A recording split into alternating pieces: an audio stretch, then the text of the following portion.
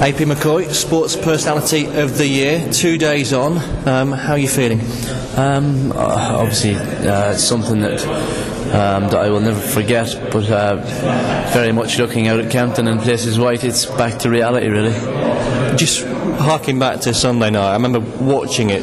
So in the first sight of you, when they called you onto the stage originally with the other 10 people, you seemed to sort of give a big deep breath before you made your way onto the stage. From the start of it, were you not maybe overawed by the occasion, but did you really sense how big a deal this was? Yeah, I did, because you just had to look around, and you didn't even have to look around the room, because the first person you met was a proper sports star, if you like. So there was so many of them.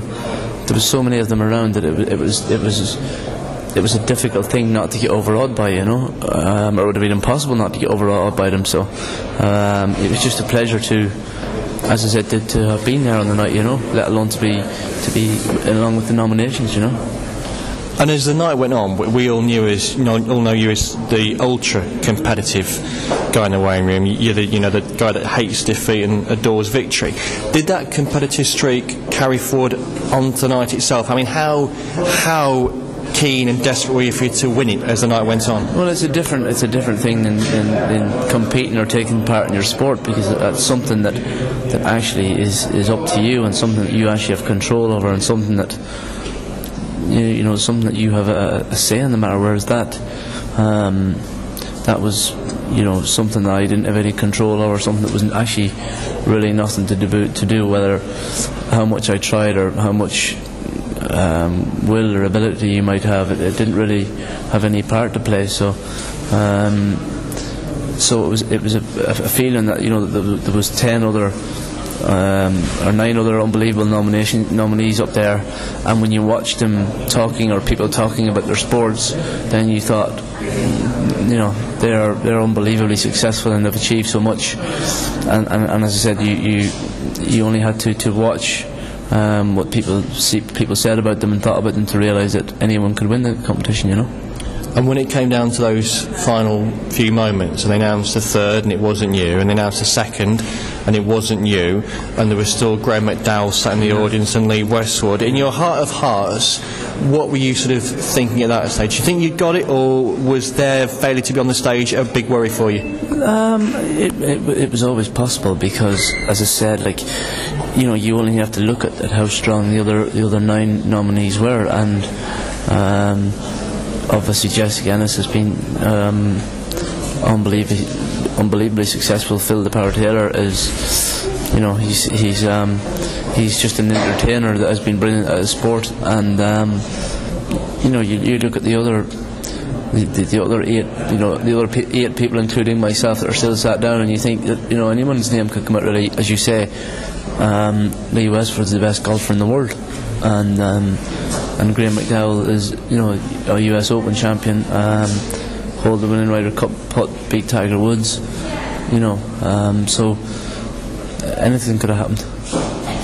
And when your name was announced and you're on stage there, you gave a very eloquent address to the audience afterwards. How much of that had been sort of prepared in advance, and how much were you just winging it? There was very little of it prepared, because I don't think anything could prepare you for standing in front of 12 or 13,000 people, and however many of those people being the sports stars that they were. The worst thing I'd done was the first person I looked down at, because you're, even as a bloke, you're attracted to him, was Beckham, and he was smiling at me, and I just, when that happened, I really started to struggle a bit then. But as I said, the whole room was full of sports stars, and I said, I don't think that's anything you can prepare yourself for.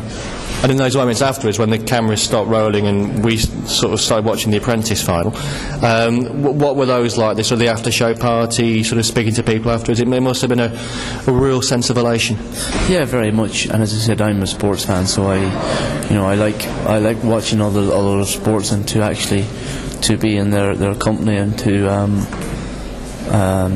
be able to enjoy the night with them made it really special. And obviously quite a lot of my weight room colleagues were there as well, which which is what it's all about. However, but celebrating with people that you might watch on TV or look up to.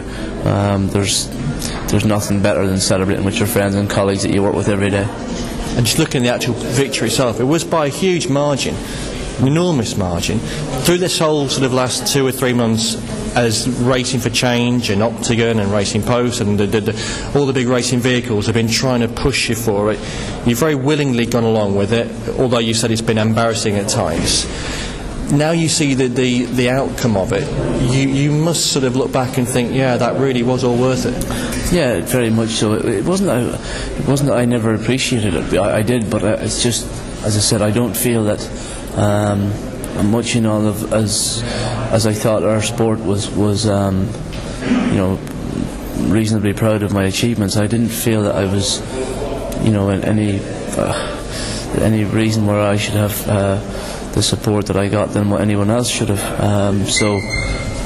As I said, I wasn't as much embarrassed about it. I was more of, I felt a bit awkward about it and felt a bit flattered about it because not everyone not everyone, no matter who you are in life, is going to sort of think that this is the right thing or the wrong thing to do. So, but personally, I really appreciate it, and obviously, personally, when I look at what happened on Sunday night, I was so pleased that so many people did take the time to vote, and that the people that made as much effort as what they did make the effort, as I said, because there was probably no other reason that I won, other than that our sport really got behind it and really made it happen.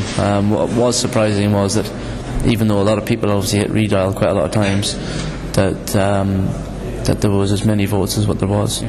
So even though a lot of the racing public did hit redial a lot of times, there must have been a few people in the outer the outer racing circle that probably did notice in the last few weeks what racing had done to promote it, and maybe did pick up the phone for that reason.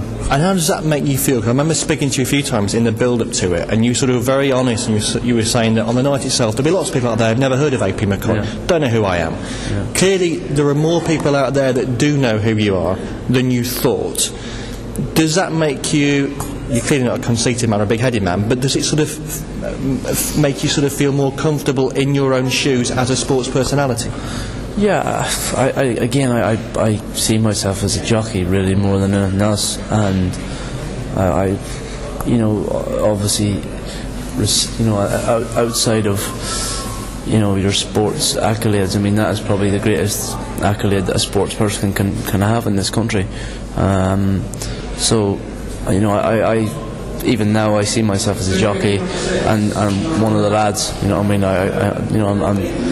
the same person today as I was last week. And I ain't going to change. And what you do find is that when you're lucky enough to meet so many sports people and sports stars, that whatever you read about them in the paper, the majority of them are actually not normal people, and you can definitely have the wrong perception of them from what you read.